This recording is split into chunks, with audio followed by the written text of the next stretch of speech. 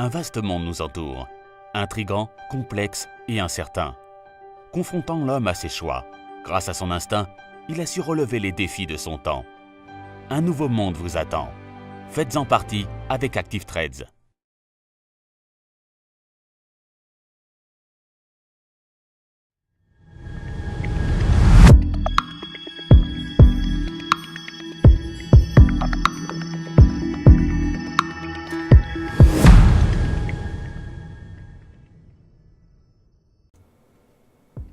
Bonjour à tous et bienvenue sur boursicoté.com pour cette nouvelle analyse technique Forex et matières premières. Et donc après avoir testé à plusieurs reprises ici la zone des 1.2328, eh bien la paire de devises euro-dollar a finalement cassé ici cette zone de support. Donc on avait ici une dynamique baissière confirmée, puisqu'après des attaques ici sur la bande de Bollinger inférieure, après l'inscription de ce point bas significatif inférieur ici au précédent, on est revenu ici sur la moyenne mobile 20 exponentielle, ce qui a constitué donc un très bon point d'entrée ici sur cette dynamique qui a permis la cassure donc de ce support. Alors si on s'éloigne un petit peu, pour constater qu'il y a un signal assez intéressant, puisque nous étions ici dans une dynamique haussière assez forte. La cassure ici de la moyenne mobile 50 arithmétique eh bien, nous donne là un signal assez intéressant.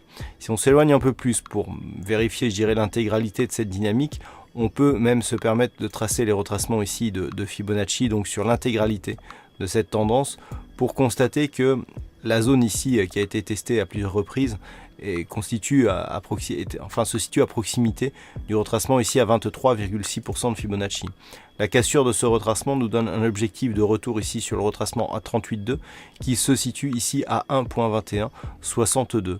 Ce niveau correspond ici à ce point bas significatif qui avait été marqué durant le mois de janvier de cette année. Donc pour l'instant on est ici sur un mouvement qui reste technique par rapport à l'intégralité de la dynamique haussière.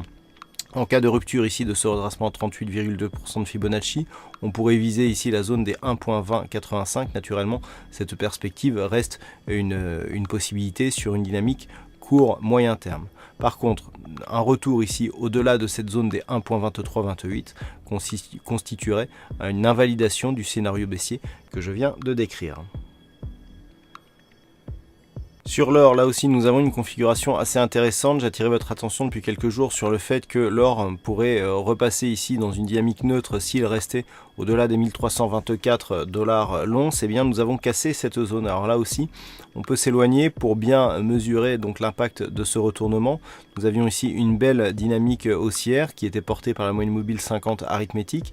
Cette moyenne mobile a été cassée, a été utilisée comme zone ici de résistance. Encore une fois ici, et suite donc à ce contact, on a cassé ici la zone des 1324, validant le signal de retournement.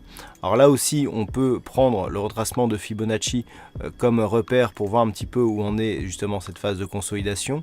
Et donc nous pouvons constater que le retracement ici des 38,2% a été bien attaqué, puisque sur la rupture ici de cette zone des 1324, eh bien le niveau ici n'a pas été que travaillé, il a vraiment été cassé d'une manière assez forte.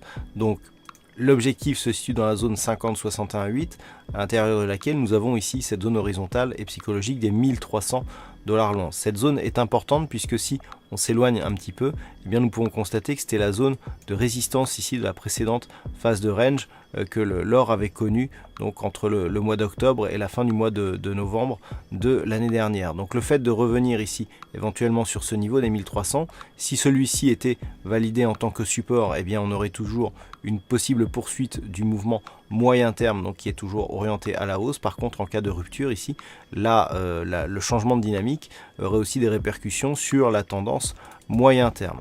Par contre, si les cours ici se stabilisent sur cette zone et reviennent ici au-delà des 1324,21, eh bien nous pourrons considérer que la tendance moyen terme reste haussière. Et puis enfin sur le WTI, là aussi il y a un changement de direction. Donc j'attirais votre attention récemment sur le fait que la zone défiée les 62,60 constituait un support majeur donc sur la dynamique court et moyen terme du WTI. La rupture ici que nous avons eue suite à l'énoncé des stocks de pétrole a provoqué un fort mouvement baissier sur la tendance court très court terme. Donc nous avons ici un signal de consolidation puisqu'il y a rupture d'un précédent point bas significatif. Alors là aussi, il faut s'éloigner un petit peu pour mesurer, je dirais, la pertinence de ce mouvement. On voit ici que la dynamique part d'ici, après une phase ici de consolidation, et monte d'une manière assez forte. Donc pour tracer les retracements de Fibonacci, eh bien nous partirons de ce point bas significatif pour venir ici sur la zone de point haut et constater que les cours ici sur le WTI, sur cette attaque, ont fortement entamé ici le retracement à 23,6% de Fibonacci. Donc nous sommes là sur un début de signal technique de consolidation, pour l'instant qui n'est que technique.